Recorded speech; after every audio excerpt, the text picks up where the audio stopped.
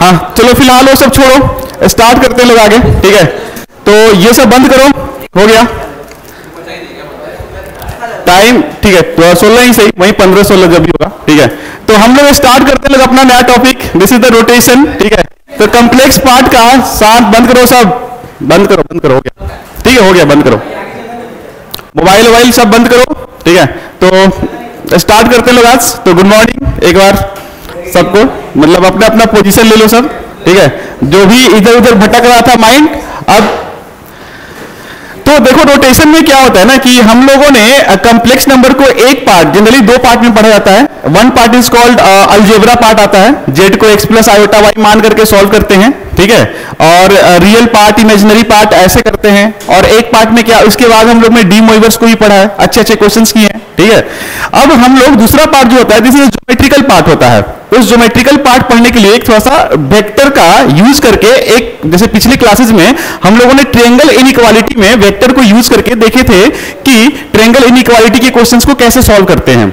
तो जो जो क्वेश्चंस हमने सॉल्व किया है ना पिछली क्लासेस में, सारे क्वेश्चंस को फिर से हम लोग सॉल्व करेंगे यूजिंग ज्योमेट्री, फोटो बना बना करके, सर्कल, स्ट्रेट लाइन, जो जो फोटो बनेगा बना करके सॉल्व करेंगे।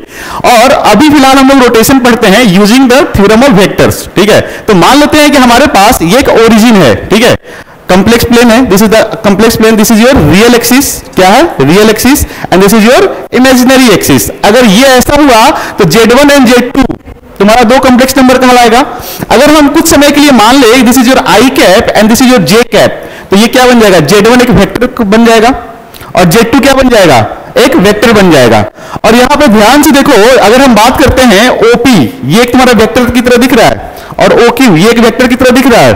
तो फिलहाल अभी हम इंटरेस्टेड हैं कि what is the value of the Z1 vector. Z1 vector को यूलर फॉर्म में कैसे लिख सकते हैं, Z1 वेक्टर को यूलर फॉर्म में कैसे लिख सकते हैं, कुछ इंफॉर्मेशन दे देते हैं। Let us assume this angle is theta, ठीक है, and this radius of the circle is r। ठीक है, तो क्या हम लोग क्या कमेंट कर सकते हैं, Z1 की वैल्यू क्या होगी यहां पे, this is the r e i की पावर थीटा। ये सबको क्लियर है, सॉरी थीटा 1 ले लेते हैं। ठीक है, let us assume this is a theta 1। अच्छा, Z2 के लिए हमने मान लिया कि ये जो आर्ग्यूमेंट बना रही है, तो let us assume this is the argument of theta 2। क्या बना रही है, थीटा 2। और यहां पे इसका मॉडुलस की बात करते हैं Z2 का, तो ये इसका मॉडुलस क्या है Z2 का, ये भी R है। और यहां पे इसका जो आर्ग्यूमेंट है दिस इज थीटा 2, तो Z2 को हम कैसे रिप्रेजेंट कर सकते हैं, यहां पे Z2 को क्या लिख सकते हैं, दिस इज R e की पावर I थीटा 2। हाँ, ये क्या कर रहा है तुम, बंद करो इसको। और हम अभी इंटरेस्टेड हैं कि देख लो Z1 और Z2 के बीच का एंगल को भी कुछ मान लेते हैं। Let us assume the angle between Z1 and Z2, ये बीच का एंगल जो है दिस इज थीटा, क्या है थीटा। तो यहां से क्या हम थीटा 1, थीटा 2 और थीटा 3 में कोई रिलेशन लिख सकते हैं क्या, थीटा 2 की वैल्यू क्या हो जाएगी, जरा देख करके बताओ। ये जो थीटा 2 यहां से यहां तक का एंगल है, और यहां से यहां तक का थीटा 1 है, और ये थीटा है, तो क्या थीटा 2 को हम ऐसे थीटा प्लस थीटा 1 लिख सकते हैं क्या। हम देखना चाहते हैं कि Z1 और Z2 में क्या रिलेशन आ रहा है, देखना चाहते हैं Z1 और Z2 में क्या रिलेशन आ रहा है। तो देखो यहां से हम कुछ ऐसा लिख रहे हैं, can we write this is equal to R e की पावर I, थीटा 2 की जगह पे हम लिख रहे हैं थीटा 1 प्लस थीटा। कोई दिक्कत इसमें, यूजिंग प्रॉपर्टीज ऑफ क्या एक्सपोनेंशियल्स, हम लोग इसको अलग अलग कर सकते हैं क्या, R e की power I theta 1 into e की पावर I थीटा। ध्यान से देखो, दोनों को पावर को अलग अलग कर लिए हम मल्टीप्लाई में करके। ठीक है, अब तुम ऑब्जर्व करो फ्रॉम इक्वेशन 1 से R e की पावर I थीटा 1 क्या है, दिस इज द Z1। तो क्या हम यहां से Z2 को, ध्यान से देखो, Z2 को Z1 इंटू e की पावर I थीटा ऐसा लिख सकते हैं क्या। तो यहां से हमें यही पता चलता है, इस रोटेशन थ्योरम से हमें यह कंफर्म हो गया कि अगर कोई वेक्टर है हमारे पास, या बेसिकली कोई कॉम्प्लेक्स नंबर है, ठीक है, ऑब्वियस सी बात है उसका ओरिजिन कहां से, जीरो से बात कर रहे हैं। ठीक है, और with the same magnitude, with the same magnitude, same magnitude कब होगा, जब वो सर्कल पे रोटेट करेगा। तो इस वेक्टर को हम रोटेट करके थीटा एंगल से ऐसे रोटेट करके यहां पहुंचा दिए, तो क्या इस वेक्टर के बारे में कुछ कमेंट कर सकते हैं क्या, Z2 के बारे में क्या हो जाएगा, Z1, ठीक है, Z1 इंटू e की पावर I थीटा 1। अच्छा थोड़ा सा दूसरा दूसरा इसको थोड़ा सा उल्टा रिवर्स डायरेक्शन में देखना चाहते हैं, ठीक है। हम चाहते हैं कि Z2 को रोटेट करके Z1 पे पहुंचा दे, Z2 को रोटेट करके Z1 पे पहुंचा दे। तो थोड़ा सा इसको ध्यान रखना, ठीक है। हम अगर ये मान लेते हैं हमारा Z2 है और इसको रोटेट करके कहां पहुंचाना है, Z1 पे, तो इसको ऐसे रोटेट कर रहे हैं तो तुम्हें पता है, सुन लो, हम पहले एक चीज करना चाहते हैं, हम ये करना चाहते हैं कि Z1 को e की पावर i थीटा से फ्री करना चाहते हैं। तो हमने क्या किया, दोनों साइड e की power i minus i theta से मल्टीप्लाई कर दिया। तो ये कैसा दिखेगा, Z2 बोलो इंटू e की पावर माइनस i थीटा 2, और ये कैसा दिखेगा, Z1 e की power i theta into sorry minus i theta, और ये कैसा दिखेगा, e की पावर माइनस i थीटा, और ये वैल्यू क्या बन जाएगी, e की power i theta into e की पावर माइनस i थीटा, दोनों पावर ऐड करेंगे 0 बन जाएगा, और e की पावर 0 इज 1, तो बेसिकली ये 1 बन जाएगा। तो तुम्हें ऐसा दिख रहा है क्या कि Z2 इंटू e की power i theta equal to minus के साथ इक्वल टू Z1, यानी कि अगर हम सुन लो, अगर हम Z2 को Z1 में जाना चाहते हैं, Z2 हमें पता है, और हमें पता है ये एंगल कितना है, थीटा है, ये एंगल क्या है, थीटा है, तो हम इसको Z2 से Z1 में जाना चाहते हैं, तो Z1 को क्या लिख सकते हैं, Z2 इंटू e की पावर माइनस i थीटा। यहां से एक चीज क्लियर हो रहा होगा थोड़ा थोड़ा कि अगर हम एंगल को रोटेट ऐसे कर रहे हैं, और ये कौन सा डायरेक्शन होता है, दिस इज क्लॉकवाइज, क्या होता है, क्लॉकवाइज। अगर क्लॉकवाइज अगर रोटेट कर रहे हैं तो जितना एंगल से रोटेट कर रहे हैं e की पावर i थीटा से मल्टीप्लाई तो कर ही रहे हैं, बट अगर हम क्लॉकवाइज कर रहे हैं तो माइनस के साथ लगा रहे हैं थीटा को। और अगर हम ये कौन सा एंगल, ये कौन सा डायरेक्शन है, अगर हम एंटी क्लॉकवाइज कर रहे हैं तो क्या कर रहे हैं, प्लस थीटा लगा रहे हैं, ठीक है। तो ये कंसेप्ट समझ में आया है। अगर हम क्या करें कि सेम ये तुम्हारा एक वेक्टर है, ठीक है, इस वेक्टर को तुम थीटा से रोटेट कर दो, ठीक है, तो जो नया वेक्टर मिलेगा वो क्या मिल जाएगा, Z1 e की पावर i थीटा। अब यहां पे कुछ स्पेशल केसेस होते हैं, कुछ स्पेशल केसेस होते हैं, तुम लोग बस कमेंट करके बताना, लिखने का टाइम देंगे, 1 मिनट रुक जाओ, ठीक है। कुछ स्पेशल केस होते हैं, सुन लो। अगर हमारे पास Z1 इक्वल टू मान लेते हैं कुछ भी वैल्यू है r e की पावर i थीटा 1, ठीक है, या Z1 एक वेक्टर है, ठीक है, x प्लस i y, ठीक है। सुन लो, हम Z2 की बात करते हैं, Z2 क्या होगा, Z2 को हमें निकालना है, ठीक है। हम Z2 में e की पावर, सुनो, Z2 को Z1 में e की पावर i पाई बाई 2 से मल्टीप्लाई कर देंगे, तो जो हमें नया वेक्टर मिलेगा वो कहां मिलेगा। सपोज तुम्हारे पास एक, ऑब्जर्व करो कि ये तुम्हारा वेक्टर है Z1, कौन सा वेक्टर है, Z1, और इसका रेडियस मान लेते हैं मैग्नीट्यूड r है, क्या है, r है, या और आसान करने के लिए मान लो 1 ही है, क्या है, 1। तो बताओ ये Z1 को अगर हम e i की पावर पाई बाई 2 से मल्टीप्लाई करेंगे तो इसका मतलब क्या हुआ, Z2 जो आएगा कहां आएगा, 90 डिग्री से रोटेट कर जाएगा, किधर, क्लॉक एंटी क्लॉकवाइज। तो ये कहां रोटेट करके आ जाएगा, यहां आ जाएगा, समझ रहे हो। तो ये क्या बन जाएगा, Z2 बन जाएगा। बात समझ में आ रही है। और सुनो, Z3 लिखना चाह रहे हैं, Z3, और ये लिख रहे हैं Z1, ठीक है, सुन लो, Z1 e की power i into pi. What does it means, जो Z1 है वो कितना डिग्री से रोटेट कर गया, 180 से। अब यहां पे तुम प्लस पाई लगाओ माइनस पाई लगाओ, बोथ आर सेम, समझ रहे हो, प्लस पाई लगाओ माइनस पाई लगाओ, बोथ आर सेम।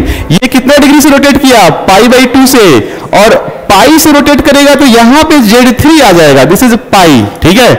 अच्छा, और आगे बढ़ते हैं। अगर एक और हम लिखना चाहते हैं Z4, क्या लिखना चाहते हैं, Z4, this is Z1 into e की पावर, ध्यान से लिखना, माइनस i पाई बाई 2। इसका मतलब क्या हुआ, माइनस i पाई बाई 2। ये Z1 उल्टा रोटेट करेगा, कितना डिग्री, 90 डिग्री। तो Z4 कहां आ रहा होगा, यहां पे आ रहा होगा तुम्हारा Z4, और ये एंगल बन रहा होगा माइनस पाई बाई 4, ठीक है। अच्छा, एक और चीज, Z5, सुनो, Z5 की बात करते हैं, Z1 e की पावर i 2 पाई बाई 3, ठीक है। इसका मतलब क्या हुआ, ओरिजिन, Z1 कितना रोटेट करेगा, 2 पाई बाई 3, 120 डिग्री, ठीक है। तो ये अगर तुम्हारे पास सपोज ये Z1 है, ठीक है, तो ये कितना रोटेट करेगा, ये कुछ इतना रोटेट करेगा, Z ये कौन सा है, 5, और ये एंगल कितना बनेगा, 120 डिग्री। आगे कर लोगे। तो यहां पे कुछ चीजें हम ऑब्जर्व कर लेते हैं, सुनो सुनो सुनो, शांत से सुनो। अगर e की पावर, सुनो, e की पावर पाई बाई 2 की बात करते हैं, आयोटा पाई बाई 2 की, तो ये वैल्यू क्या होता है, e की पावर आयोटा पाई बाई 2 की बात करते हैं, तो ये वैल्यू पोलर फॉर्म में कितना होता है, cos pi by 2 plus I sine pi by 2, यही होता है ना, लिख देते हैं, this is cos pi by 2 plus I sine pi by 2, ये वैल्यू कितनी होती है, e की पावर आई पाई बाई 2, ये वैल्यू क्या होती है, आई, ठीक है। अच्छा, e की पावर आयोटा पाई, ये वैल्यू कितनी होती है, -1, ठीक है। अच्छा, और बढ़ते हैं, e की power minus I pi by 2, ये वैल्यू कितना होता है, 1, cos पाई बाई 2 0 होता है ना, 1, ये तो इमेजिनरी पार्ट आएंगे ना, पाई बाई 2 है तो माइनस आई होगा ना ये। अच्छा, e की पावर आई 2 पाई बाई 3, ये क्या होता है, cos 2 pi by 3 plus I sine pi by 2 3, और ये कुछ क्या है, ये थर्ड रूट ऑफ यूनिटी का दूसरा रूट है, ओमेगा, दिस इज ओमेगा, ठीक है। और सुन लो, यानी कि यहां से सुन लो, यहां से हमने कुछ चीजें एक्सट्रैक्ट कर दिए हैं तुम लोग के लिए, ठीक है, समझा रहे, एक बार स्टेटमेंट बोल रहे हैं, समझ लेना। अगर किसी कंप्लेक्स नंबर को हम आयोटा से मल्टीप्लाई कर देंगे तो कंप्लेक्स नंबर कितना रोटेट करेगा, अगर किसी कॉम्प्लेक्स नंबर को हमने आयोटा से मल्टीप्लाई कर दिए, ठीक है, सपोज तुम्हारे पास एक कॉम्प्लेक्स नंबर है 3 + 4 आयोटा, ठीक है, इसमें तुम आयोटा से मल्टीप्लाई कर दोगे तो इसका मतलब क्या है, दिस इज e की पावर आई पाई बाई 2 से मल्टीप्लाई किया गया है, यानी कि ये कॉम्प्लेक्स नंबर 90 डिग्री से रोटेट कर गया विद द सेम मैग्नीट्यूड। किसी नंबर को, कॉम्प्लेक्स नंबर को हम -1 से मल्टीप्लाई कर दिए तो इसका मतलब क्या हुआ, वो 180 डिग्री से मल्टीप्लाई कर गया, सॉरी रोटेट कर गया।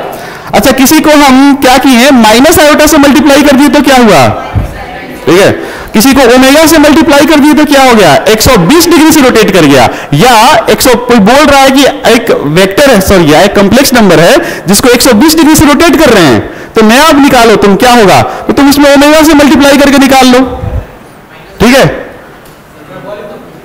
वॉल्यूम वहां से कम होगा, अरे ठीक है कोई बात नहीं, हो जाएगा वॉल्यूम, यहां से कर लिए। तो ये इस डिस्कशन समझ में आया है, ठीक है, तो अगर ये डिस्कशन समझ में आया है तो आगे के इसके मल्टीपल जो केसेस होते हैं वो आसानी से आप समझ पाओगे, पहले इतना लिख लो, ठीक है।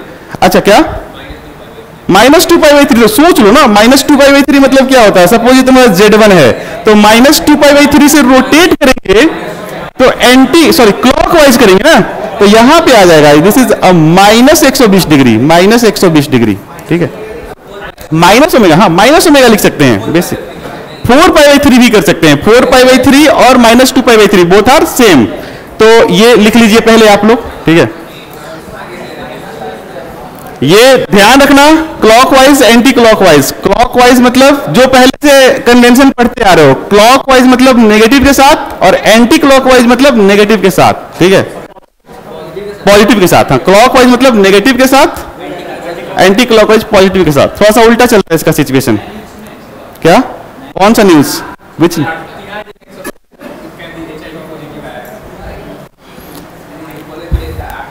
हाँ लिख लो, राहुल लिखो, क्या कर रहे हो, लिखना क्या है,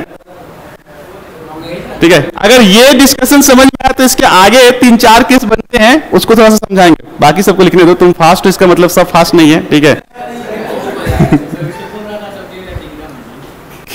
शांत रहो। तो अब देखो, जितने कंसेप्ट्स पढ़ने हैं ना तुम लोग के कॉम्प्लेक्स नंबर के, जो पढ़ना था पढ़ चुके हो, अब बस मान के चलो डिस्कशन ही डिस्कशन है, ठीक है, क्योंकि सारे यूलर ही है, बिना यूलर के हम लोग चीजें को सिंप्लीफाई नहीं कर सकते हैं, क्या, तो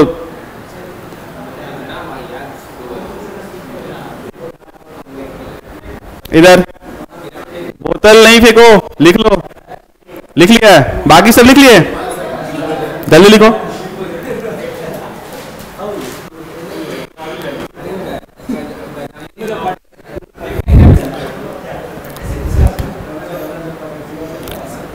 जल्दी लिखो, बहुत सारे पढ़ने हैं आज, ठीक है। रोटेशन ये बहुत इंपॉर्टेंट पार्ट है तुम्हारे जेईई मेंस के पर्सपेक्टिव से, ठीक है,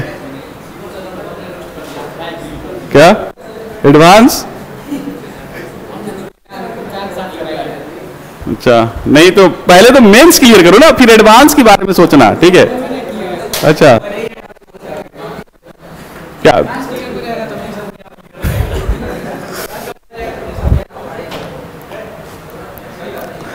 लिख लिए वो सब? छोटा कुछ छूटा होगा 1-2 पॉइंट तो स्लाइड तो जाता है, घर पे लिख लेना सब, ठीक है? ये पार्ट लिख लो, this is the important part, ये पार्ट इंपॉर्टेंट है, ठीक है? क्या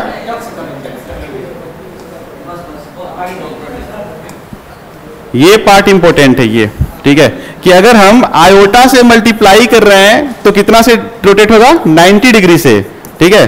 और अगर हम कितना पाई से कर रहे हैं, -1 से कर रहे हैं तो 180 डिग्री से, माइनस से तो -90। अच्छा, -90 बोले या 270 बोले, बोथ आर सेम, ये चीज ध्यान रखना। -90 कैसे पहुंचते हैं? -90 यहां से यहां -90 आएगा ना, तो ये -90 ना बोलकर ये 270 भी तो बोल सकते हैं, तो दोनों सेम है। और ओमेगा मतलब 120 डिग्री, ठीक है?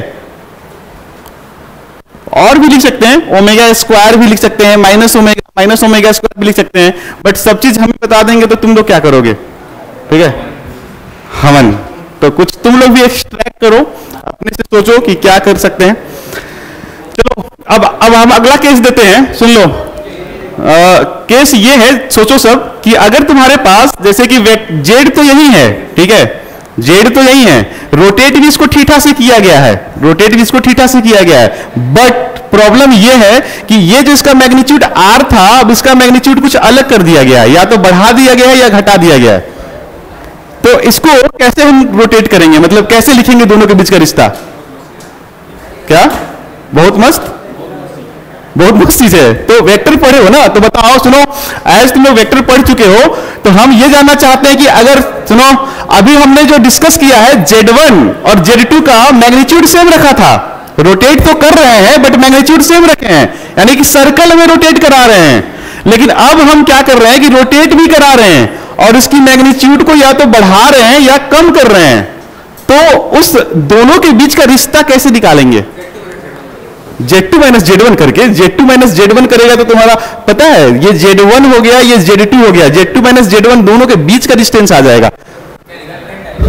हमें ये निकालना है Z2 और Z1 के बीच का रिश्ता। जैसे यहां पे Z1 को रोटेट किए तो Z1 और Z2 के बीच का रिलेशन क्या आता है? Z2 इज e⁻i थीटा, ठीक है? अरे हम फॉर्मूला पे इंटरेस्टेड नहीं है, बेसिक कंसेप्ट में इंटरेस्टेड है कि क्या करोगे तुम, ठीक है? अगर ये तुम्हें थॉट्स प्रोसेस आती है तो तुम तो लिख लोगे फॉर्मूला। हमें पता है कि कुछ बच्चे पढ़ लिए हैं, उनको याद कुछ आ रहा है, मॉड आउट करना है, बट क्यों करते हैं उसका पीछे का रीजन हम जानना चाहते हैं, ठीक है? ऐसा करते क्यों है उसके पीछे का रीजन जानना चाहते हैं हम। सुनो, सपोज यहां पे ओरिजिन हो गया, ठीक है? This is P and suppose this is Z1, ठीक है? एंड दिस इज Q, मान लेते हैं this is Q and this is Z2, ठीक है? तो सुन लो, हम यहां से यहां तो जा ही रहे हैं, ठीक है? दोनों के बीच का एंगल मान लेते हैं, लेट अस अज्यूम एंगल क्या है दोनों का? थीटा। तो हमें इतना तो पता है कि दोनों का कुछ ऐसा लिखेंगे कि Z2 को अगर हम लिखने में इंटरेस्टेड हैं यहां पे कुछ इस तरीके से, ठीक है? अगर तुम्हारा Z2 बस यहां पे होता तो लिखने में कोई दिक्कत नहीं होता, Z1 इंटू e⁻i थीटा लिख देते हैं। बट यहां पे दोनों का मैग्नीट्यूड ही अलग है, तो दोनों का अगर दो वेक्टर्स का मैग्नीट्यूड अलग हो, सुन लो, एक वेक्टर्स ये है और एक वेक्टर्स तुम्हारा ये है, दोनों का मैग्नीट्यूड अलग है, हम चाहते हैं कि दोनों का मैग्नीट्यूड सेम कर दें, तो क्या तरीका सिखाया जाता है? यूनिट वेक्टर बना दे दोनों को। इसको अगर यूनिट वेक्टर बना देंगे तो इसका लेंथ कितना हो जाएगा? 1, और इसको यूनिट वेक्टर बनाएंगे तो इसका भी लेंथ कितना हो जाएगा? 1। तो फिर से एक 1 यूनिट का सर्कल का, 1 यूनिट के रेडियस का सर्कल में आ जाएंगे दोनों। क्या इस वेक्टर को यूनिट वेक्टर बनाने आता है? अगर हम तुमसे बोला जाए कि ओपी वेक्टर को तुम यूनिट वेक्टर बना दो, ओपी वेक्टर को यूनिट वेक्टर कैसे बनाते हैं? This is OP cap. क्या होता है? ओपी वेक्टर को इसके मैग्नीट्यूड से डिवाइड कर दो, ठीक है? इसके मैग्नीट्यूड को डिवाइड कर दो। और सिमिलरली OQ, सुनो, OQ कैप मतलब क्या हो गया? बोलो। OQ वेक्टर को हम क्या करेंगे? OQ वेक्टर के मैग्नीट्यूड से डिवाइड कर देंगे। अगर ये सुनो, ये वैल्यू कितनी हो गई? 1 यूनिट। ये वैल्यू कितनी हो गई? 1 यूनिट। और इसका डायरेक्शन, दोनों का डायरेक्शन तो यही रहेगा। तो क्या हम इसको अगर यूनिट वेक्टर बना देंगे तो ये कुछ ऐसा आ जाएगा? मान लो यूनिट वेक्टर बना दिए हैं, तो मान लो कि ये 1 यूनिट कुछ ऐसा मान लो, ऐसा, ठीक है, ऐसा मान लो दोनों यहां पे आ गए, मतलब P को यूनिट वेक्टर बना करके यहां पे शिफ्ट करवा दिए P डैश, और इसको कहां पे शिफ्ट करवा दिए Q डैश पे। तो क्या तुम इस वेक्टर को यहां पे रोटेट करके रिलेशन बता सकते हो गया ना? तो फिर कैसे लिखेंगे बताओ? Z2 वेक्टर को, सुनो, Z2 जो हमारा वेक्टर है इसका यूनिट वेक्टर कैसे लिखते हैं? Z2, बोलो भाई, Z2 बाई Z2 का मॉड, ठीक है, और ये किसके इक्वेट कर देंगे, मतलब देखो Z2 का यूनिट वेक्टर यानी कि इसका मैग्नीट्यूड कितना है 1। जैसे इस केस में हमने देखा था कि डायरेक्ट दिया हुआ है कि दोनों का जो मैग्नीट्यूड है बराबर है, बट इस केस में दोनों का मैग्नीट्यूड बराबर नहीं है, तो हम दोनों को बराबर पहले कर रहे हैं, और बराबर कितना कर रहे हैं 1 1। अब इसका मैग्नीट्यूड 1 हो गया ना, डायरेक्शन तो वही रहेगा। अच्छा, इसका भी मैग्नीट्यूड कितना हो गया? Z1 को Z1 के मॉड से डिवाइड कर देंगे तो इसका भी तो मैग्नीट्यूड 1 हो गया, तो दोनों तो सेम मैग्नीट्यूड के हो गए। अब दोनों का, अब बोला गया है कि इस वेक्टर को, ये अपने आप में एक नया वेक्टर बन गया और ये अपने आप में एक नया वेक्टर है, तो इस वेक्टर को थीटा डिग्री से रोटेट किया गया है, तो ये मिला है। तो इसको क्या लिख सकते हैं? दिस वेक्टर इनटू e की पावर i थीटा। तो ये एक रिश्ता बन जाता है, ठीक है।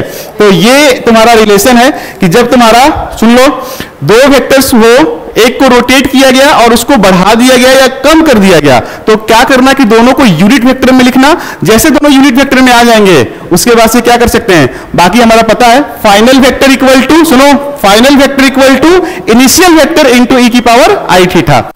बुक में कई जगह पे तुम्हें ऐसे भी रिश्ता दे देता है, this is equal to Z2 by Z1 equal to Z2 का मॉड बाई Z1 का मॉड e की पावर i थीटा। तो ध्यान रखना कि इसको अगर इस फॉर्मेट में दे तो पहले इसको इस फॉर्मेट में लाना, फिर समझना इसके लैंग्वेज को कि ये कहना क्या चाह रहा है, ठीक है। नहीं तो ये मत समझना कि ये दो वेक्टर्स दिए हैं, सॉरी, ये दो कॉम्प्लेक्स नंबर दिए हैं तो दोनों कॉम्प्लेक्स नंबर को डिवाइड करने लगो, यहां से मॉडुलस निकालने लगो, यहां से कॉम्प्लेक्स नंबर निकालो, दोनों को इक्वेट करने लगो, वो काफी लेंथी प्रोसेस हो जाएगा। तुम इसको इससे इस फॉर्मेट में कन्वर्ट करना, क्लियरली देख लेना कि दोनों का क्या रिलेशन है, ठीक है।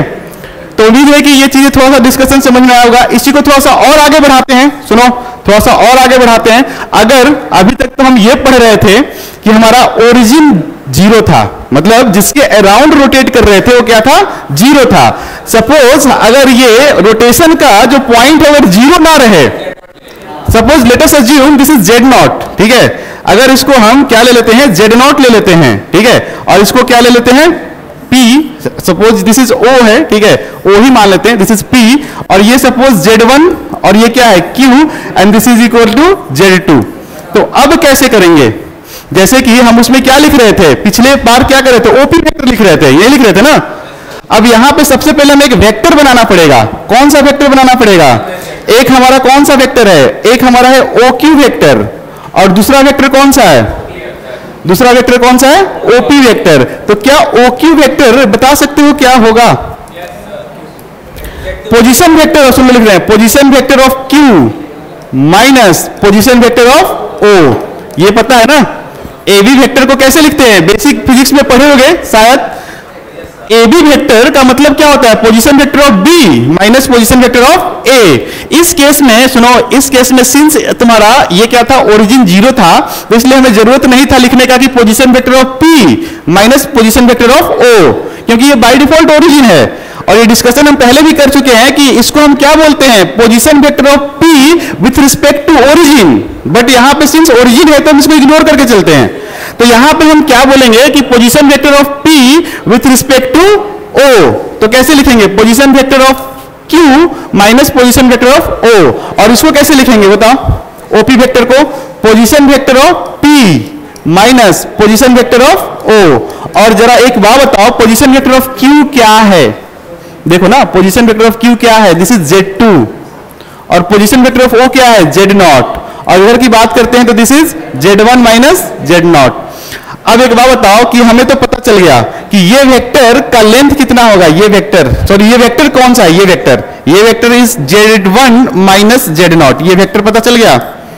और ये वेक्टर कौन सा है, Z2 माइनस Z0, ठीक है। क्या ये दोनों का मैग्नीट्यूड सेम है, और इसको थीटा एंगल से रोटेट करना है, क्या दोनों का मैग्नीट्यूड सेम है? अरे मैग्नीट्यूड, ये लेंथ सेम है दोनों, दिख रहा है क्या? सेम दिख रहा है क्या? नहीं है ना। तो अगर ये नहीं है, सुनो, अगर सेम होता तो हम क्या लिखते हैं? This vector is equal to this into e की पावर आई थीटा। बट ये दोनों नहीं है बराबर, तो हमें क्या करना पड़ेगा? पहले दोनों को बराबर बनाना पड़ेगा। और दोनों को बराबर कैसे बनाते हैं? यूनिट वेक्टर बना करके। तो इसका फाइनल कौन सा है? दिस इज फाइनल वाला है, ठीक है, और दिस इज इनिशियल वाला है। तो फाइनल का जरा यूनिट वेक्टर बनाओ, कैसे बनेगा? तो this is Z2 minus Z0 divided by Z2 minus Z0 का मैग्नीट्यूड, मैग्नीट्यूड इक्वल टू इसका मॉड बनाओ, Z1 minus Z0 divided by Z1 minus Z0 का मैग्नीट्यूड, और e की पावर आई थीटा से मल्टीप्लाई करना ना भूले। तो यहां से भी एक रिश्ता आ जाएगा, ठीक है। तो बेसिकली ये सब कंसेप्ट्स हैं, ठीक है, ऐसे ही डेवलप करेंगे हम लोग। तो ये चीजें समझ में आया होगा कि कैसे वेक्टर को यूज करके हमने किया है, ठीक है। और मैथ्स में जब वेक्टर पढ़ लोगे ना तो थोड़ा सा और ज्यादा फील आएगा इस पे, ठीक है। और ये हो गया। एक और कंडीशन हो सकता है, ठीक है, कि रोटेशन, ठीक है, रोटेशन जो हो रहा है ना, एक पॉइंट के पहले हम लोग पढ़ा कि ओरिजिन के, चलो पहला केस क्या पढ़ा, ओरिजिन के अराउंड रोटेट कर रहे हैं, और दोनों जो रोटेट कर रहे हैं तो जो नया वेक्टर मिल रहा है वो भी सेम मैग्नीट्यूड का मिल रहा है। तो बहुत आसान था। उसके बाद क्या किया कि ओरिजिन के राउंड ही रोटेट कर रहे हैं, बट इशू क्या है कि वेक्टर जो नया मिल रहा है उसको थोड़ा सा स्ट्रेच्ड कर दे रहे हैं, मतलब बढ़ा दे रहे हैं या कम कर दे रहे हैं। तो उसको भी हमने देख लिया यूनिट वेक्टर बना करके। तीसरा केस हम लोग ये देख रहे हैं कि अगर हमारा जो रोटेशन का पॉइंट है वो ओरिजिन ना होकर के एक नया वेक्टर ही हो गया या एक नया कॉम्प्लेक्स नंबर ही हो गया, तो हमें कोई दिक्कत नहीं है, हम इसको एज वेक्टर मान करके ऐसे कर लेंगे। चौथा केस तुम्हारा कुछ ऐसा हो सकता है, देख लो, चौथा केस तुम्हारा एक ऐसा हो सकता है कि ये तुम्हारा पॉइंट के अराउंड ना रोटेट होकर के दो अलग अलग वेक्टर दे दिए हो। लाइक कुछ ऐसा, सुनो, ये तुम्हारा क्या है? Z1, ठीक है, मान लेते हैं ये क्या हो जाएगा? P, ये Q मान लो, ठीक है, दिस इज क्या मान लेंगे? Z2, ठीक है, और इधर A मान लो, ठीक है, दिस इज Z3, और इसको क्या मान लो? B, और दिस इज Z4। और तुम्हें सुन लो, और तुम्हें रोटेट करना है इसको कितना एंगल से? थीटा एंगल से। तो इसके रिश्ता सुन लो, इसमें कैसे बनाएंगे? इसके रिलेशन को कैसे निकाल पाएंगे हम? इसके रिलेशन को ये वेक्टर निकाल सकते हो क्या?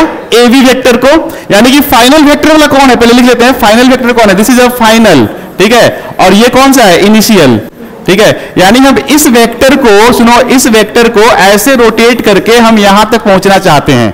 तो क्या ये वेक्टर लिख सकते हैं क्या? ये वेक्टर, तो कोई बता सकता है कि what is the PQ vector? PQ vector की वैल्यू क्या होगी?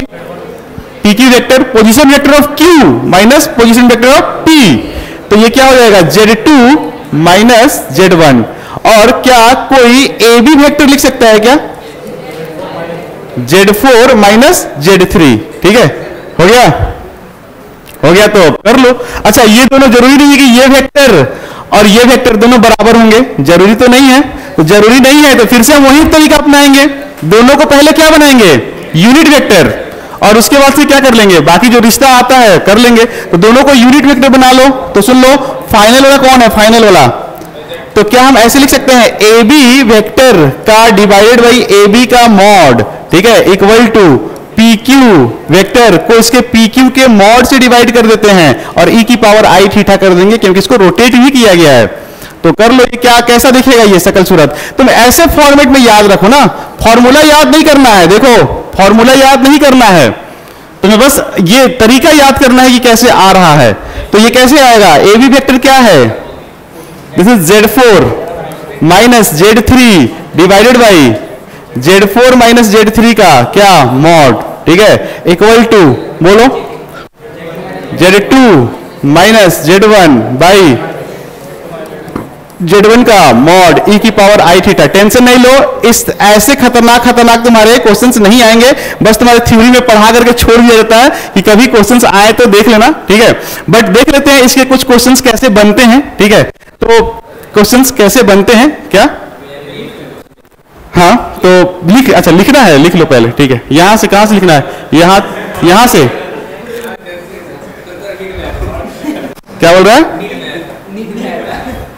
नीट वाले का नाम नहीं लेना मेरे सामने, ठीक है।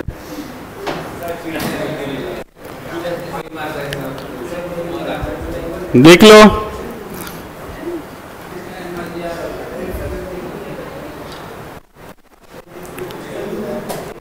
बेटा टाइम से पहले तो नहीं छोड़ेंगे, 1.5 घंटा, ठीक है। क्या ऐसा यूनिट समझ पढ़ के? हाँ, तो थोड़ा तेज बोलो ना, इतना स्लो क्यों बोलते हो, किससे डर रहे हो? ठीक है।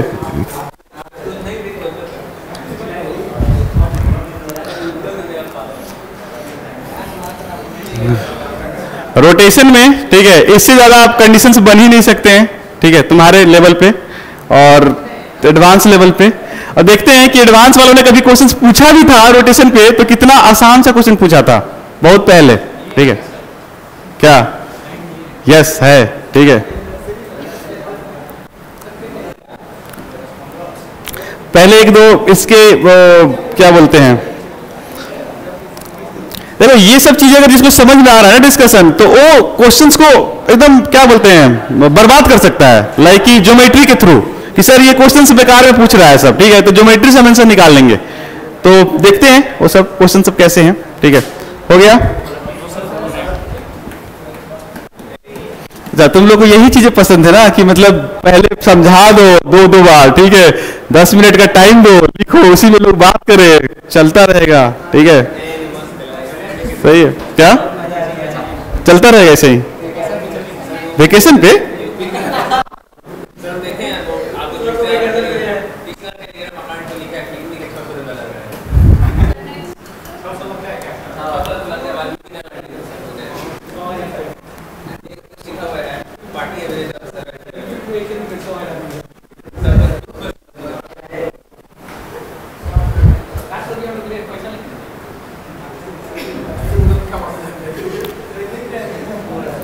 तो ये भी लिख सकते हो, फाइनल कॉम्प्लेक्स नंबर, ठीक है, equal to initial complex number into e की पावर आई थीटा, ठीक है। इतना ही याद, तो ये याद कब भूल जाओगे कोई गारंटी नहीं है, लेकिन अगर तुम, ठीक है, ये कब याद रखना अच्छी बात है, ठीक है, लेकिन अगर कभी भूल गए गलती से, या complex number, sorry complex number, जो जो देखेगा वही सोचेगा, ठीक है, कॉम्प्लेक्स नंबर है ये, ठीक है। तो देखो, हम तुम्हें एक तो बोल रहे हैं कि इधर उधर से वीडियो देखोगे ना तो परेशानी होगा थोड़ा, ठीक है, नहीं हुआ है तो ये रटंत विधि याद रहेगी ना तुम्हें भी, कि जैसे कि मान लेते हैं कि हम जो फॉर्मूला लगा रहे हैं, शॉर्ट ट्रिक लगा रहे हैं, क्यों लगा रहे हैं, उसके पीछे का रीजन नहीं समझ पाओगे, ठीक है। इसलिए क्लास को ध्यान से समझो कि जो हो रहा है उसके पीछे का रीजन क्या है। अच्छा, इसीलिए आते हो।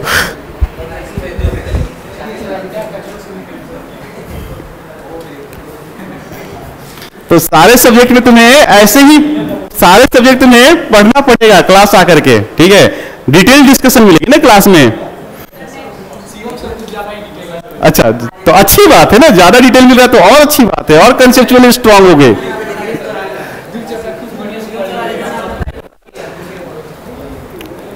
तो सब पानी पिला, पानी।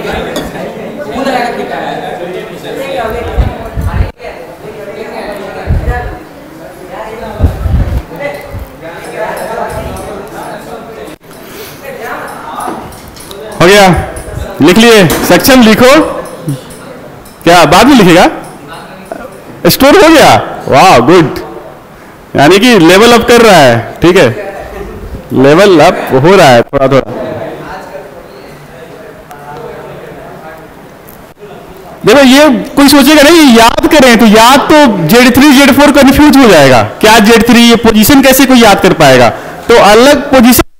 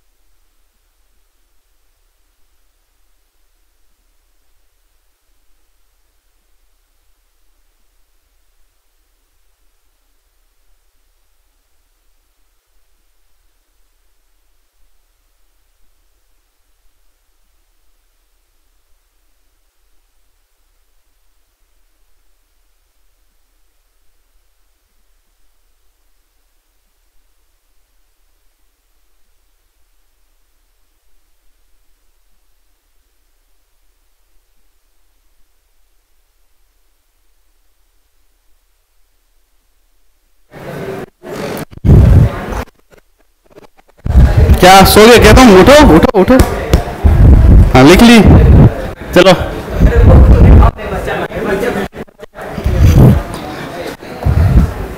अच्छा हो गया क्या?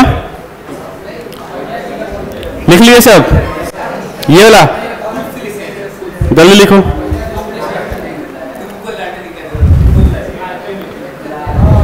लिख ली? तो चलो ये क्वेश्चंस करो, इसका आंसर बताओ जरा कि क्या आएगा। लेट द अफिक्स, अफिक्स वही होता है मतलब कि इसका पोजीशन, ठीक है। अफिक्स नहीं होता है, प्रीफिक्स नहीं होता। प्रीफिक्स मतलब पहले, ठीक है। अफिक्स मतलब ये इमेज नहीं होता है, ठीक है। इस टाइप ऑफ इमेज नहीं, टाइप ऑफ पॉइंट ही होता है, ठीक है। Let the affix of this be P, यानी कि इसका पोजीशन क्या है? पी है, ठीक है। इसका पोजीशन मान लो पी है। रख दो। Late the affix of this, इसका पोजीशन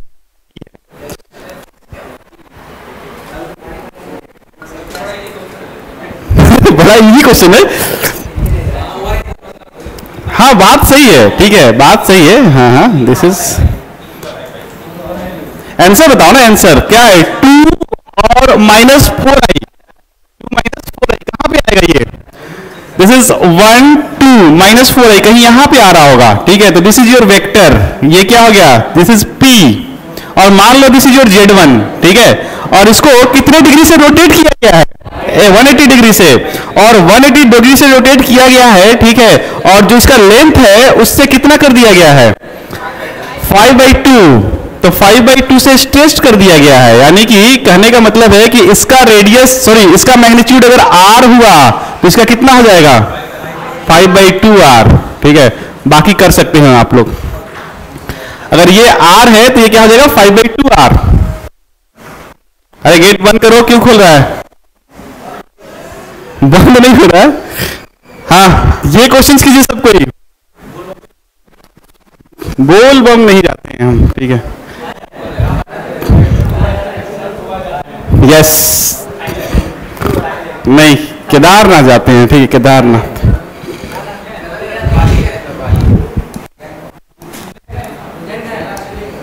लक्षद्वीप, अरे कहाँ गए? पहले ये सॉल्व कर लो ना। हैं क्या? चाय? चांद पे हमें कोई आंसर जल्दी बताओ। बॉम्बे, अरे लिखो ना फॉर्मूला। अच्छा ये कौन सा केस यहाँ पे यूज करेंगे? सेकेंड वाला, सेकेंड वाला ना। तो इसका ये तुम्हारा Z2 है, ठीक है। This is your Z2। तो Z2 को इसके मॉडुलस से डिवाइड कर दो, इक्वल टू Z1 को उसके मॉडुलस से डिवाइड कर दो, इंटू e की पावर i थीटा कर दो। देखो क्या आ रहा है। और ये थीटा क्या है? What is theta? Theta is 180 degree, या आसान भाषा में पाई लिखना, ठीक है। और Z1 क्या है? Z1 दिया है, तो ये वाला इक्वेशन लिखो ना तुम लोग। क्या Z2 को इसके मॉडुलस से डिवाइड कर दो, ठीक है।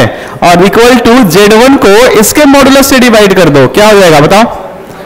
मॉडुलस, और e की पावर i पाई, इतना कर दिया है तो लिख लो ना। तो Z1 का मॉडुलस तुम लिटरली निकाल भी सकते हो, और लेकिन यहां पे निकालने की जरूरत नहीं है। r करोगे ना तो यहां पे 5/2r आएगा, r वैसे भी कट जाएगा। r करोगे तो 5/2r आएगा, तो r नीचे कटते नजर आ रहा है, ठीक है। अगर लिटरली निकाल लियो तो वेल एंड गुड, बट यहां पे जरूरत नहीं है निकालने का।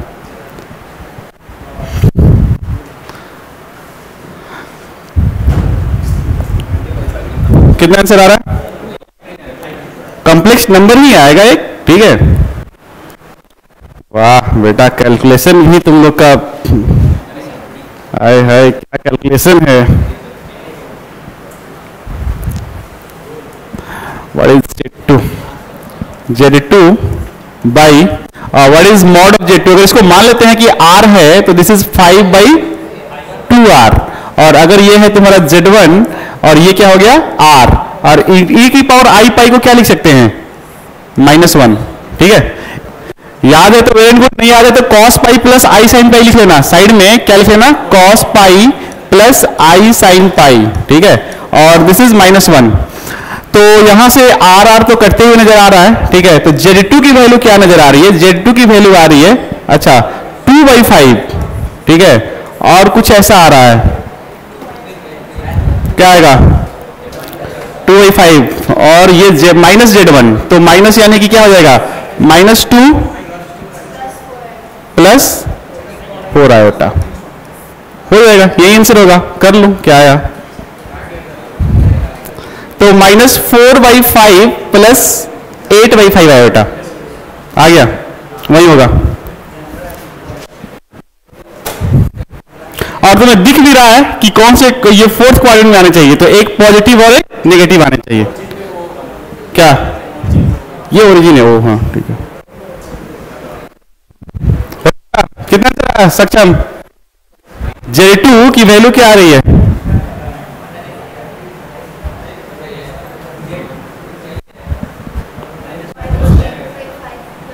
(2/5) ये नहीं है, 5/2 आ रही होगा, ठीक है। चलो कोई बात नहीं, यही लिख लेना, ये कहीं दूसरा का आंसर लिखा होगा, ठीक है। इतना आया था 5/2 2, अच्छा 5 ऊपर जाएगा, ठीक है। कैलकुलेशन भी गलती करवाते हो सब तुम लोग, ठीक है। कैलकुलेशन भी गलती करवाते हो सब। चलो ठीक है, तो दिस इज 5/2 आ जाएगा। तो Z2 की वैल्यू क्या आ जाएगी? तो ये आ जाएगी, 2 से 2 कट जाएगा ना, तो आ जाएगा -10 प्लस ये 2 यहां से कटेगा, तो सॉरी 2 कटेगा -5, ठीक है। ये क्या आएगा? -5 + 10 आयोटा, ठीक है, यही आएगा। लगा? तो ये तो बहुत आसान था, ठीक है। थोड़ा सा इस पे जिक्र कर लेते हैं। हाँ पढ़ो, करो, सॉल्व करो। मॉड Z को, अच्छा Z1 Z2 Z3 are vertices of an equilateral triangle inscribed in a circle, ठीक है। अच्छा ये जिसको नहीं पता है थोड़ा सा होल्ड कर ले, सब्र कर ले, क्योंकि अभी इसके बारे में जिक्र नहीं किए हैं। अच्छा लेकिन थोड़ा सा बता देते हैं, आगे पढ़ेंगे। देखो अगर मॉड Z = 2 लिखा है, इसका मतलब क्या होता है? मॉड Z का मतलब क्या होता है? मॉड Z का मतलब क्या होता है? Distance from origin, distance from origin. तो अगर हम Z की बात करते हैं तो ऐसे हमारे पास कहां पे, मतलब कि एक ऐसा कॉम्प्लेक्स नंबर जो ओरिजिन से कितने यूनिट के डिस्टेंस पे हो? 2 यूनिट के। तो ऐसे कितने कॉम्प्लेक्स नंबर हो सकते हैं जो 2 यूनिट के डिस्टेंस पे हो? 4, ठीक है, वेरी गुड। एक यहां आएंगे, एक यहां आएंगे, एक यहां आएंगे, एक यहां आएंगे। क्या ये नहीं आ रहा 2 यूनिट के डिस्टेंस पे? तो 5। एक यहां भी तो आएगा, ठीक है, एक यहां भी तो आएगा, एक यहां भी तो आएगा, यहां भी तो आएगा। तो बेसिकली इनफाइनाइट होते हैं और सबको जब ज्वाइन करते हैं तो ये बन जाता है सर्कल, ठीक है। तो मॉड Z = 2 लिखा है, तो ये एक सर्कल है with centre origin and radius 2। आगे हम लोग इसको डिस्कस करेंगे, ठीक है। और एक और बात सुन लो, इसी को हम लोग बोलते हैं लोकस, ठीक है, लोकस ऑफ पॉइंट। अब लोकस कुछ होता नहीं है, ठीक है। पहली बार तुम लोग का नाम सुनते हो तो चकरा जाते हो। बेसिकली एक्स और वाई में रिश्ता होता है, ठीक है। जैसे पाथ का मतलब क्या होता है? Path, what is the meaning of the path? रास्ता। तो जैसे कि कोई एक रास्ता हो गया ना, तो जैसे कि अब रास्ता पाथ को, अब जैसे फिजिक्स कौन नाम सुनते हो? ट्रेजेक्ट्री, ठीक है। रखे हो बॉल और मोबाइल फेंकने के लिए, ठीक है। ठीक है, तो मान लेते हैं, ठीक है। नहीं छोड़ो मोबाइल फेंका, दो फेंकने के लिए कागज दो, कोई पर फाड़ के दो दो। तो जैसे ये मान लेते हैं ना, अब तुम लोग पढ़ते हो सब ना, जैसे कि हमने ये क्या हुआ कि ये बॉल, ठीक है, और इसको हमने यहां से ऐसे फेंक दिया, तो एक रास्ता प्राप्त करेगा। फिजिक्स में प्रोजेक्टाइल मोशन, यहां से अगर गोली फायर करोगे तुम लोग, ठीक है, तो ऐसे जाएगा और जाके कहीं गिरेगा। तो कौन से रास्ता को फॉलो किया? एक पैराबोलिक शेप, ठीक है। तो उसको तो फिजिक्स वाले ट्रेजेक्ट्री बोल लेते हैं, ट्रेजेक्ट्री, कि वो उस रास्ते को फॉलो कर रहा है, तो that is trajectory of that particle. But हम लोग मैथ्स में ट्रेजेक्ट्री बोल करके उसका नया नाम लोकस बोल लेते हैं, ठीक है। वही अंतर है, एक्स और वाई में रिश्ता। क्या? अच्छा आंसर आ गया क्या? कैसे निकाल लिया इतने जल्दी? हाँ बात सही है, ठीक है, वो समझ गए कैसे निकाला है। एक अगर आंसर कोई निकाल लिया तो बाकी सही कर सकता है, बट हम तुम्हें इसका बताते हैं, फोटो तो बनाते हैं कैसा बनेगा, ठीक है। तो लेट अस अज्यूम कि आपके फोटो कैसे बनेंगे। एक आपके सुन लो 3 वर्टिसेस ऑफ इक्विलेटरल ट्रायंगल है। इक्विलेटरल ट्रायंगल के कुछ चीजें बताना चाहते हैं, सुन लो। इक्विलेटरल ट्रायंगल में तीनों साइड्स क्या होते हैं? बराबर। क्या होते हैं? बराबर। और एक बात बताओ, तीनों साइड्स अगर बराबर होते हैं तो यहां से ऐसे ज्वाइन करो, यहां से ऐसे ज्वाइन करो, यहां से ऐसे ज्वाइन करो, ठीक है, समझ गए? तो ये एंगल कितना होता है? वाह 60 तो ये होता है ना, 120 120 120 360 को 3 से डिवाइड करो ना, 3 इक्वल पार्ट में डिवाइड हो रहा है, तो 120 120 120।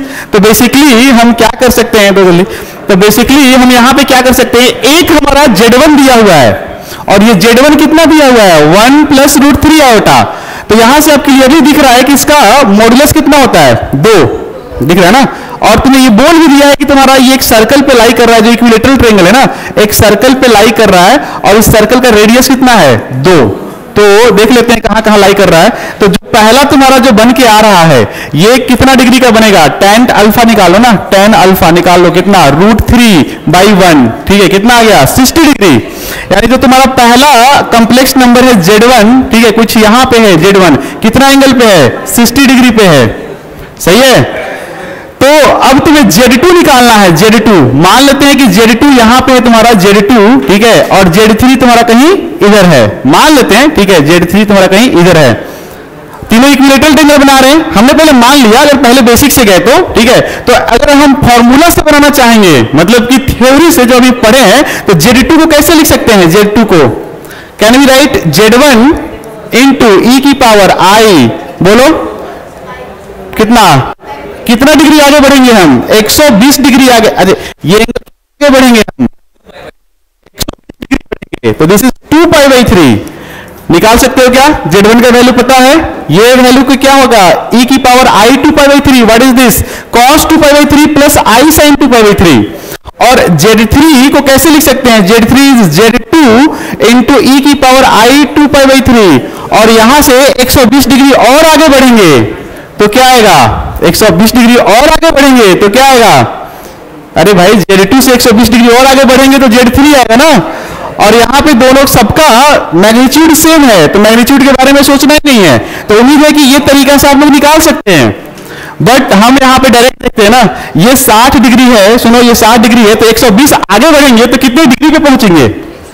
180। और 180 कहां पे आता है? 180 कहां पे आता है? कुछ ऐसा नहीं लग रहा है कि 180 तुम्हारा यहां पे आएगा, यहां पे आएगा, और मैग्नीट्यूड सेम है, तो इसका कोऑर्डिनेट तुम बता सकते हो कि क्या होगा? This is real part -2, 0। तो एक तो तुम्हारा Z2 आ गया, Z2 कितना हो गया? -2। तो देख लो ना, -2 तुम्हारे 2 में है, तो हमारे पास अभी ऑप्शन है, ये रिजेक्ट हो गया और ये रिजेक्ट हो गया। अब A और C में हमें सेलेक्ट करना है, क्या? A और C में सेलेक्ट करना है। तो अच्छा, अब यहां से तीसरा कोऑर्डिनेट कहां आ रहा होगा? इससे 120 डिग्री और आगे बढ़ेंगे, 120 डिग्री और आगे बढ़ो ना, कहां जाएगा? 180 में 120 डिग्री ऐड करोगे तो कहां पहुंचोगे? 180 + 120 कितना होता है? 180 + 120 कितना होता है? 300। 300 कहां आएगा? कहीं यहां आएगा 300। तो दिस इज योर 120 डिग्री, ठीक है। तो यहां पे आएगा तुम्हारा टोटल कितना? 300 डिग्री। तो ये किस क्वाड्रेंट का पार्ट है? फोर्थ में कॉम्प्लेक्स नंबर कैसे आएंगे? एक प्लस और एक माइनस। तो रियल पार्ट इज प्लस और imaginary part is minus iota, ठीक है। तो प्लस रियल, ठीक है, माइनस इमेजिनरी, ठीक है।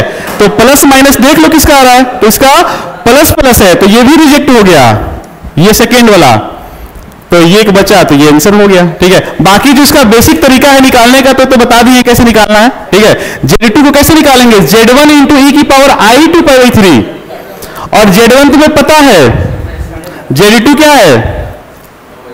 e⁻I 2π/3। तो अब इसको सॉल्व करने के लिए दो तरीके हैं। एक तो तरीका ये है कि तुम Z1 एक कॉम्प्लेक्स नंबर है, इसको भी कॉम्प्लेक्स नंबर में लिख के मल्टीप्लाई करो, या Z1 को भी तुम यूलर में लिख लो ना, आसान होगा। Z1 को यूलर में लिखेंगे तो कैसा होगा? ये दिस इज 2e⁻I π/3। देख लो, R e⁻I थीटा दिख गया, सबको दिख गया यूलर? तो अब ये शायद हमें e की पावर i पाई बाई 3 और e की पावर i 2 पाई बाई 3 दोनों को क्या करते हैं, मल्टीप्लाई करना ज्यादा आसान होगा, तो 2 बाहर आ जाएगा ना, और e की power i pi by 3 into e की पावर i 2 पाई बाई 3 दोनों को मल्टीप्लाई करेंगे तो पावर में क्या जाएगा, e की पावर i पाई आ रहा है, और e की पावर i पाई मीन्स -1, तो -2 डायरेक्ट आ रहा है। सिमिलरली ये वाला निकाल लेना, कर लोगे? कर लोगे तो थोड़ा बहुत कॉन्फिडेंस आ रहा है रोटेशन में, ठीक है, तो लिख लेना ये, और let us try this one, ठीक है।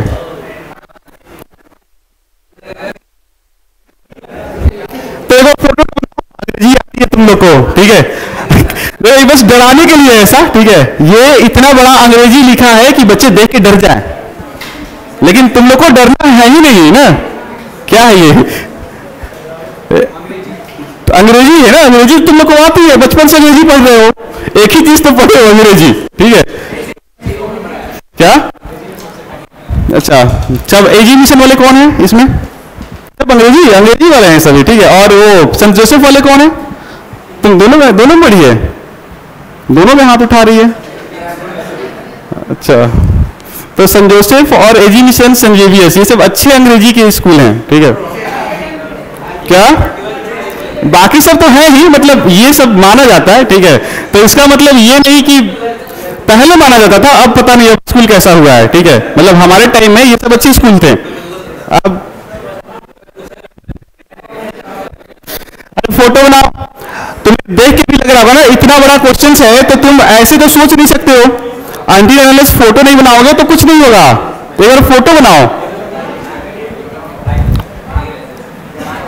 एक बार फोटो बनाओ, देखो क्या बन के आ रहा है, ठीक है, हाँ फोटो सब कोई, a particle P start from the point 1,2 iota, Z not से स्टार्ट हो रहा है, 1,2 आयोटा कहां पे आएगा, 1,2 आयोटा, कहीं यहां पे मान लेते हैं दिस इज क्या है तुम्हारा, ये कौन सा कोऑर्डिनेट बोला है, जेड नॉट, तो let us assume this is Z not, और इसकी कोऑर्डिनेट क्या है, 2, आयोटा। अच्छा, कुछ समय के लिए हम इसको कॉम्प्लेक्स नंबर ना मान करके हम ये मान ले क्या, कोऑर्डिनेट, 2, क्या, सॉरी 1, क्या बन जाएगा, 1,2 बन जाएगा, ठीक है, ये जेड नॉट से स्टार्ट कर रहा है। अब बाकी तुम लोग स्टार्ट करो, क्या कर रहा है, हमको तो अंग्रेजी अच्छे से आता नहीं है। Moves horizontally away from origin, मतलब ओरिजिन से हॉरिजॉन्टली मूव कर रहा है, कितना मूव करेगा, कितना मूव कर रहा है, 5, तो यानी कि पहले ये कितना मूव किया, 5, ठीक है, ये 5 यूनिट मूव किया, ठीक है, और फिर क्या बोल रहा है, एंड देन वर्टिकली कितना यूनिट मूव करेगा, वर्टिकली 3, ठीक है, unit particle to reach Z1, ठीक है, ये Z1 में पहुंच गया। क्या Z1 का कोऑर्डिनेट बता सकते हो तुम लोग? अरे देखो इधर, Z1 का कोऑर्डिनेट क्या होगा, यहां से यहां तक तो 1,2 है, 5 और आगे चले गए तो कितना हो जाएगा, 5 और 1 कितना हो गया, 6, और ये x कोऑर्डिनेट 6 हो गया, ठीक है, और y कितना था, पहले से 2 था और 3 और मूव कर गया, कितना हो गया, 5। आगे तुम लोग बनाओ, थोड़ा सा हिम्मत दे दिए, आगे बनाओ, आगे क्या बोल रहा है, अच्छा आगे आई कैप है, basically I cap plus J cap, ठीक है, यानी आई जे कैप, यानी कि आई प्लस जे का 45 डिग्री, ये डायरेक्ट बोला है, आई प्लस जे का डायरेक्शन क्या होता है, अरे आई ये हो गया, जे ये हो गया ना, तो 45 डिग्री पे जा रहा है ये, ठीक है, तो 45 डिग्री पे कितना मूव कर रहा है, अरे कितना मूव कर रहा है, √2, यानी कि यहां से ये ऐसे √2 मूव कर रहा है, तो √2 हमें मतलब नहीं है, सुनो, अगर कोई ऐसे √2 मूव किया तो क्या ये और ये निकाल सकते हो, अगर ये √2 है तो ये कितना कितना होगा, ये 1 और ये 1, तो यानी कि अच्छा √2 वेक्टर, ठीक है, यहां तक पहुंचा, तो यहां तक पहुंचने के बाद इसकी कोऑर्डिनेट क्या हो रही है, अरे यहां तक पहुंचने के बाद इसकी कोऑर्डिनेट क्या हो रही है, यानी कि यहां से एक यूनिट इधर गया और एक यूनिट ऊपर गया, कितना हो गया, 7,6, समझ गए, यानी कि ये कहां तक पहुंच चुका है, 7,6 तक पहुंच चुका है। और क्या, अब क्या बोल रहा है, चलो अलग फोटो बना लेते हैं थोड़ा सा, ठीक है, लेट अस अज्यूम एक अलग फोटो बना लेते हैं, ठीक है, ये मूव करते करते कहां तक पहुंच गया है, ये पहुंच गया, अच्छा ये 7,6 तक पहुंच गया है, ठीक है, अब क्या बोल रहा है, and moves through an angle π/2 anti clockwise direction on the circle with the centre at origin, यानी कि ओरिजिन के अराउंड मूव कर रहा है एंटी क्लॉकवाइज, यानी कि इधर मूव कर रहा है, इधर मूव कर रहा है, और कितने डिग्री से मूव किया है? π/2 से मूव किया है। π/2 से मूव करा दो ना, मैग्नीट्यूड में कोई अंतर है क्या? तो एंटी क्लॉकवाइज है ना, ठीक है, एंटी क्लॉकवाइज ही है। तो अच्छा, मैग्नीट्यूड में कोई अंतर आया है क्या? नहीं है ना, सर्कल में मूव कर रहा है तो मैग्नीट्यूड का तो फर्क नहीं पड़ेगा, तो और आसान हो गया ये तो। और ये π/2 से मूव करा दो ना इसको, तो पूछ रहा है कि और and origin to reach the point Z2, और ये कहां पहुंच गया? Z2 के पास पहुंच गया। Then the point Z2 is given by, तो Z2 क्या नहीं निकाल सकते हो क्या? तो क्या Z2 इक्वल टू या आसान भाषा में क्या? आयोटा, आयोटा से मल्टीप्लाई कर दो, आंसर आ जाएगा तुम्हारा।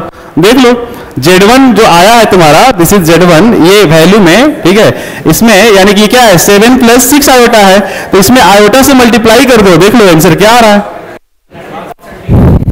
तो ऑप्शन डी आ रहा है, तो डी सही होगा। तो यस, आते हैं, ठीक है, तुमने पढ़ लिया है तो रोटेशन पढ़ा है तो आता है, ठीक है। नहीं अरे सीएम से टाइम ये सब तो चलो शांत।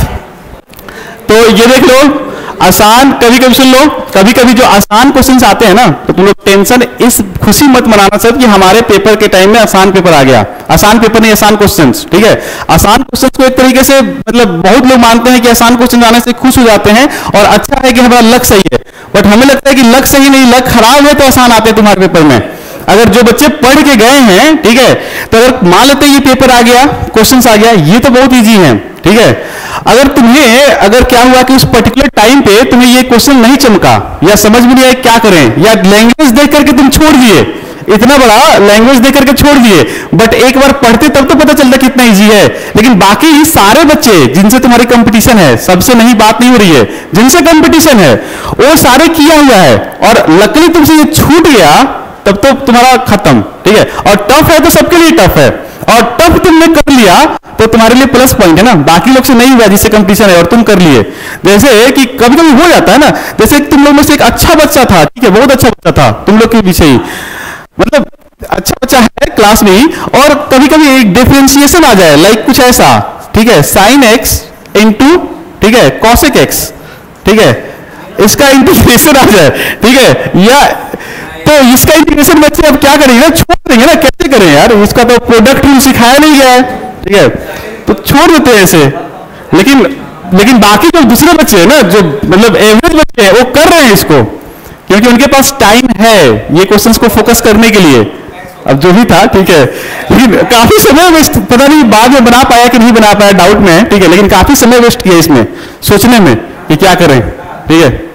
अच्छा यही था, गलती ही किया होगा एंड फाइनली गलती किया, देखो, तो ये इसके लिए लॉस है ना। मतलब एक बात बताओ, तुम लोग अगर ऐसे क्वेश्चंस नहीं कर रहे हो तो ये तुम्हारे लिए लॉस है, और इतना इजी क्वेश्चंस आ गया तो बाकी सब बना लिया है सब, ठीक है। तो इसलिए कोशिश करो सब कि पेपर अच्छा है, ठीक है, पेपर को अच्छे से तैयारी करके जाओ और तब तुम प्रिपेयर करके बनाओ। चलो ठीक है, हो गया, और क्वेश्चंस करते हैं, ठीक है, ये करके दिखाओ कोई थोड़ा बहुत, ठीक है, समझो ना लैंग्वेज कहना क्या चाह रहा है। फोटो बनाओ, फोटो बनाओ जरा एक बार, कहना क्या चाह रहा है, ठीक है। बोल रहा है कि find the area of triangle on Argand plane. Argand plane मतलब वही कॉम्प्लेक्स प्लेन होता है, ठीक है, form by the complex number, 3 complex number है, एक z, एक आयोटा z, क्या है, तीसरा क्या है, z प्लस आयोटा z। तो पहले ये कॉम्प्लेक्स नंबर निकालने की कोशिश करेंगे कि ये तीनों कहां कहां आ रहे हैं, ठीक है। तो लेट अस अज्यूम एक कॉम्प्लेक्स नंबर कोई भी z, ठीक है। अच्छा, मॉडुलस ऑफ z 6 दिया हुआ है, ठीक है, तो मॉड z 6 दिया हुआ है, तो एक मान लेते हैं तुम्हारा z कहीं यहां पे है तुम्हारा, this is assume this is z, ये z है, कोई दिक्कत। आयोटा z कहां आएगा, आयोटा z कहां आएगा, 90 डिग्री से रोटेट करेंगे तो आयोटा z आ जाएगा, किधर, एंटी क्लॉकवाइज या क्लॉकवाइज, आगे, तो 90 डिग्री से यहां पे रोटेट कर देते हैं, ठीक है, तो ये आ गया तुम्हारा आयोटा z, ठीक है। और अगर ये z है, ये आयोटा z है, तो z प्लस आयोटा z कहां आएगा? और actually z plus iota z होता क्या है? सोचो ना, दोनों का रिजल्टेंट ही तो होता है ना। थोड़ा सा पैरेललोग्राम बना लेते हैं, ठीक है? पैरेललोग्राम थोड़ा दिक्कत होगा, समझ सकते हैं, लेकिन उतना भी दिक्कत नहीं होना चाहिए, क्योंकि बेसिक फिजिक्स में पढ़े हो तुम लोग, ठीक है? तो थोड़ा सा पैरेललोग्राम बना लेते हैं, कुछ ऐसा बनेगा ना, शायद यही बनेगा ना। और अगर ये तुम्हारा z है और ये आयोटा z है, तो हम इसको भी सुनो, इसको भी हम आयोटा z बोल सकते हैं। और अगर एक वेक्टर ये है और दूसरा वेक्टर ये है, तो दोनों का सम क्या होता है? यहां से यहां तक जोड़ते हैं तो सम आ जाता है ना। अगर ये वेक्टर a है, ये वेक्टर b है, इसको क्या बोलते हैं? a प्लस b बोलते हैं। तो अगर ये z है और यहां से फिर स्टार्ट हो रहा है और यहां एंड हो रहा है, दिस इज आयोटा z, तो फिर ये वेक्टर क्या होगा? ये वाला वेक्टर, ये वाला क्या है? This is iota plus z का पोजीशन वेक्टर हो गया। आयोटा z प्लस z का, आयोटा z प्लस z का ये क्या हो गया? पोजीशन वेक्टर हो गया। तो तुम्हें 3 पॉइंट कहां दिख रहे हैं? ध्यान से देखो, 3 पॉइंट कहां दिख रहे हैं? एक पॉइंट ये हो गया, एक पॉइंट ये हो गया, और तीसरा पॉइंट कहां आ रहा है? यहां आ रहा है। तो तीनों का जरा, अगर ये पैरेललोग्राम है, सुन लो, ये तीनों से जो ट्रायंगल बन रहे हैं, कौन सा ट्रायंगल बनेंगे? ये ट्रायंगल बनते हुए नजर आ रहा है। ये ट्रायंगल का एरिया निकाल सकते हो, और ये ट्रायंगल का एरिया जो निकालना है, तो अभी हम इस ट्रायंगल का एरिया निकालने में इंटरेस्टेड नहीं है। हम किस ट्रायंगल का एरिया निकालने में इंटरेस्टेड हैं? I am interested in finding out this triangle का एरिया। ध्यान से देखो, क्यों? क्योंकि हमें पता है this is 90 degree and this is perpendicular, मतलब हाफ, ये क्या हो गया? हाइट, और ये क्या हो गया? बेस, ठीक है? This is height and this is base. तो हाफ इंटू, सुनो, हाइट इंटू बेस, यही होता है ना। और ये हाइट कितना दिया है? कितना? 7 और ये बेस कितना दिया है? क्योंकि रोटेट ही किए है ना इसको, तो ये 6 और ये 6, तो this is 1/2 into 6 into 6, this is 18 square unit, ठीक है? तो क्या शॉर्ट का तरीका है? कर लोगे? कर लेना, ठीक है? थोड़ा बहुत और फील आएगा जब वेक्टर पढ़ लोगे तो, ठीक है? लेकिन इससे सुनो, कहां भाग रहे हो? अभी तो शुरुआत हुआ है, टाइम देखो ना, अभी तो 1 घंटा 4 मिनट हुआ है। नहीं, तो तुम लोग खेल रहे थे ना, पढ़ाई कहां कर रहे थे? आज 2-3 क्वेश्चन और बचा है, देख लेते हैं, ठीक है? ये हो गया, कर लोगे? कितना दिया? 18 इज द राइट आंसर। हाँ, ये वाला प्रूफ करो, एक पार्ट, ये वाला, ठीक है? और इसको याद भी कर लेना, बताएंगे क्यों। इसको याद भी कर लेना। अगर इक्विलेटरल ट्रायंगल है, सुन लो, अगर हमारे पास एक इक्विलेटरल ट्रायंगल है, ठीक है? क्या है? एक इक्विलेटरल ट्रायंगल है। तीनों का पोजीशन क्या है? इसका मान लेते हैं Z1 है, इसका Z2 है, और इसका Z3 है। तो तीनों का अगर पोजीशन ये है, तो Z1, Z2, Z3 में ये रिश्ता होता है। This is the true for the every time, ठीक है? अब इसको प्रूफ कैसे करेंगे? इसको प्रूफ कैसे करेंगे?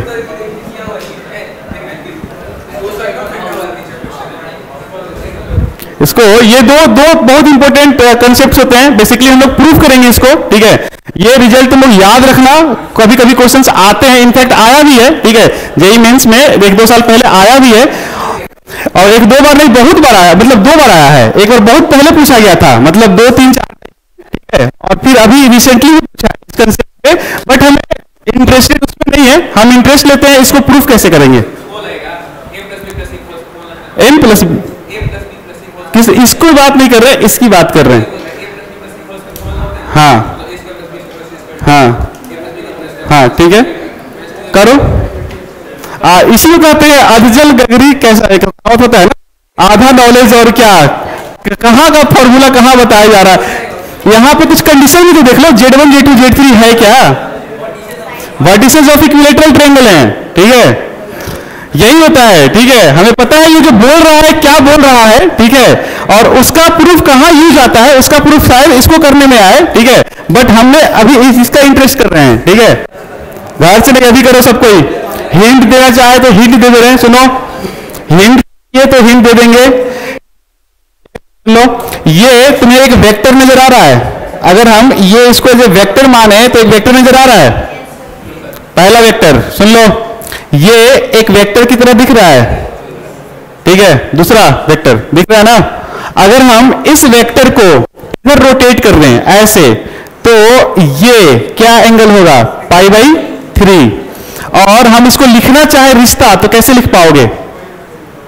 This vector equal to this vector into e की पावर i π/3, ठीक है। पहला तरीका, पहला मतलब एक इक्वेशन आएगा, बट हमें Z1 Z2 Z3 में रिश्ता चाहिए। π/3 को क्या करना है? एलिमिनेट करना है। तो एक और रिश्ता हमें बनाना पड़ेगा। तो पहले एक रिश्ता हम लिख देते हैं। यहां पे क्या लिख रहे हैं? ध्यान से देखो सब कोई, बहुत इंपॉर्टेंट डिस्कशन है ये, ठीक है। क्या होगा ये तुम्हारा? कुछ ऐसा हो जाएगा क्या? फाइनल, यानी कि Z3 माइनस Z1, सही है। ये वेक्टर लिख रहे हैं Z3 माइनस Z1, ये वेक्टर लिख रहे हैं। और ये वेक्टर को क्या लिख सकते हैं? ये वेक्टर पुराना वाला, यानी कि क्या है? Z2 minus Z1 into e की पावर i π/3, देख लो। यानी कि बेसिकली मान लो ये तुम्हारा A है, ठीक है, ये तुम्हारा B है, ये तुम्हारा C है। तो बेसिकली ये क्या लिखा गया है? दिस इज AC वेक्टर, ठीक है, equal to AB vector into e की पावर i π/3। ये स्टेटमेंट समझ में आ गया? आ गया ना? ये फाइनल हो गया ना? ये यहां से यहां किए हैं, तो final equal to initial into e की पावर i थीटा। अच्छा, दूसरा हमारे पास Z1 Z2 का तो कुछ तो रिश्ता आ गया, बट ये इसको एलिमिनेट करना है। एलिमिनेट करने के लिए हमें एक और रिश्ता चाहिए, तो दूसरा कहीं से ढूंढो ना, दूसरा ढूंढो कहीं से, दूसरा कलर यूज कर रहे हैं, ठीक है। देखो ध्यान से कैसे कर रहे हैं। ये वाला एंगल ले लो ना, सुन लो, ये वाले वेक्टर को ऐसे रोटेट करा लो, या ये वाले वेक्टर को इधर रोटेट करा लो, बोथ आर सेम। तो हम कुछ इंटरेस्टेड है, इसको इधर रोटेट करा लो, ज्यादा आसान रहेगा, ठीक है। इसको इधर रोटेट करा लो, तो इसको इधर रोटेट कराओगे तो क्या हो रहा है? फाइनल कौन बन रहा है? फाइनल अब क्या बन रहा है? फाइनल बन रहा है BC वेक्टर, और इनिशियल क्या था? AB वेक्टर, सही है। और AB वेक्टर तो था, बट AB वेक्टर के साथ ये जो किस डायरेक्शन में हो रहा है? तो ये हो जाएगा e की पावर माइनस i π/3, सही है क्या? जरा इसको लिखने की कोशिश करते हैं। BC वेक्टर क्या होगा? What is the BC vector? तो Z2 माइनस Z3 दिख गया क्या? BC vector Z3 minus Z2, सही है, Z3 माइनस Z2, सही है, equal to what is AB vector? AB vector, कुछ गलती लिखे हैं क्या? कुछ गलती लिखे हैं क्या? गलती क्या है? सुनो, हमने वेक्टर बेसिकली इसको रोटेट कर रहे हैं ना, तो अब हमारा वेक्टर कुछ ऐसा दिखेगा, ऐसा।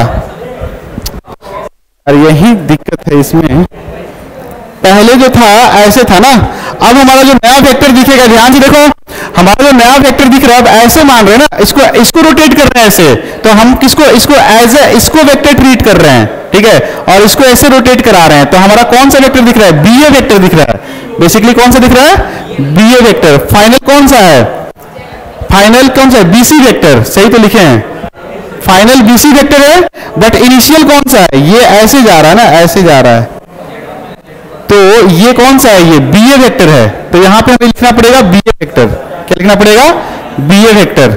हाँ, पीछे बात नहीं, देख लो। अब इसका इक्वेशन लिखो, BC वेक्टर क्या हो जाएगा?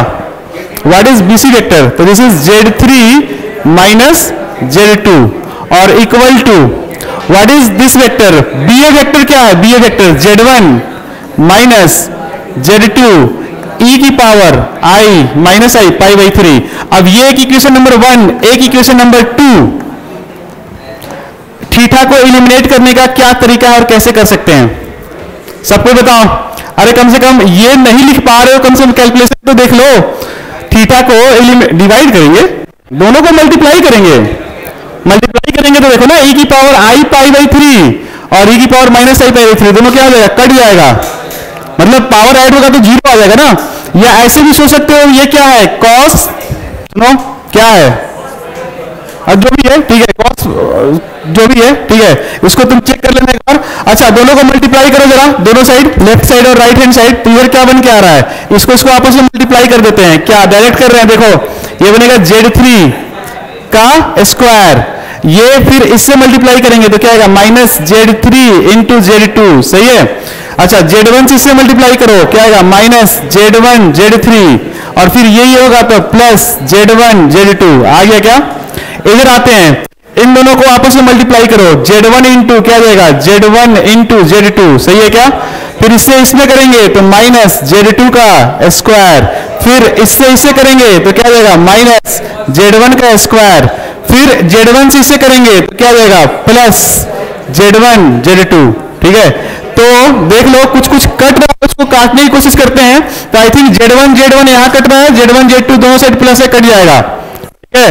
सारे को उठाकर किधर लाते हैं तो कैसा दिखेगा, Z1 square plus Z2 square plus Z3 का स्क्वायर इक्वल टू, उधर क्या बचा है, यहां पे बचा है Z1 Z2, इसको उधर भेजेंगे, ये क्या बन गया प्लस Z2 Z3 और प्लस ये क्या बन गया Z3 Z1, ठीक है। तो ये तरीका है, याद कर लेना सब, हमें इंटरेस्टेड है इस पे, ठीक है। ये कैसे लिखें, ये इंटरेस्ट है, ठीक है। सुन लो, ये याद रहेगा, याद करना जरूरी नहीं है, ठीक है।